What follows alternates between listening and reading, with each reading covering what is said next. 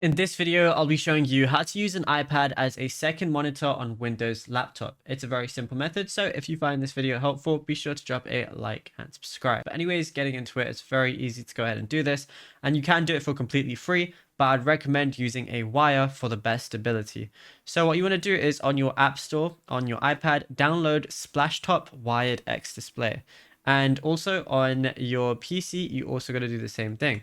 So we're going to go over to our browser of choice, which in my instance is going to be Google Chrome, and then just type in X Display Agent like so, and you're going to see Splashtop. Now download it for Windows, or of course if you're on Mac, just download it for Mac if you're on that. Then go ahead and press yes, and it's going to be preparing to install. Now, the main thing for this is you're going to have to basically just ensure that both your iPad and your PC are connected, but we'll get to that in a second. So you just got to wait for this. You're going to, see the frame rate, quality. You can have it on high if you want to.